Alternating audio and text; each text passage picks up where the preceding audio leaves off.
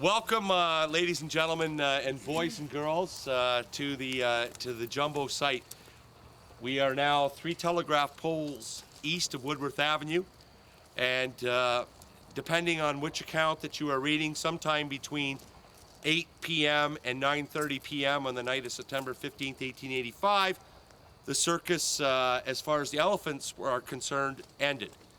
And I believe that the circus was located to my right, to the north side of the railway tracks, and that we know at the time, as we stand here this evening, there are 3 railway tracks.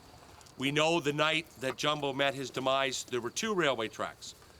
To my left was a track that had the circus train on it. To my right was the main line of the railway, and then a steep embankment to the north. After the evening performance, the elephants were being loaded back to the train, and Jumbo and a small dwarf elephant by the name of Tom Thumb were being led along the railway tracks. When suddenly, to the east of me, a train suddenly appeared. And you can start to see the rise in the land, and suddenly this train, engine 88, freight number 151, piloted by Billy Barnum, made this approach. And as they were coming along the railway tracks, suddenly into Barnum's sight came this big gray mass on the railway tracks. And the story is that a flagman from the circus started to run to the east towards the train, trying to get the eyes of the engineer, Billy Barnum. And eventually he did. And Barnum, seeing this sight and seeing this, the flagman, recognized that something was ahead.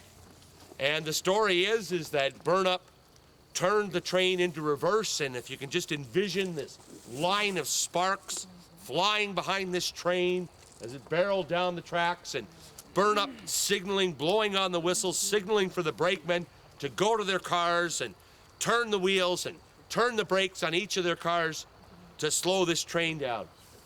And at the same time, you've got Matthew Scott, Jumbo's trainer, running with Jumbo along these tracks, saying, "Run, Jumbo, run!"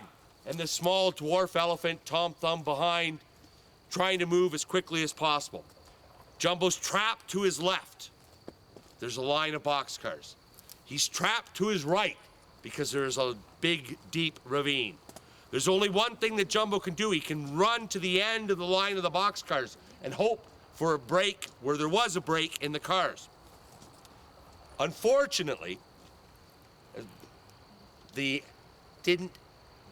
didn't turn out as Jumbo would have hoped.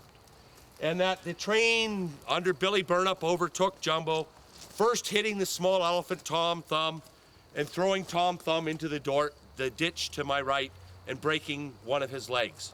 The train proceeding along, or this iron horse as we would like to call it, hitting Jumbo in the rear, and Jumbo being forced into the boxcars to the left, hitting the boxcars to the left, and then his head being pushed down into the tracks.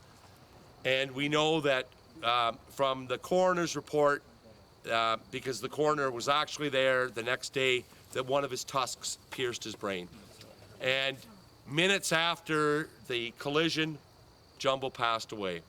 And I'd ask each of you right now, as we stand here on this historic site, on this momentous night celebrating its 125th anniversary of a name that will forever live on, synonymous with anything big, that we leave these flowers here on the tracks as a tribute to Jumbo, and we observe a moment of silence in memory of Jumbo the elephant.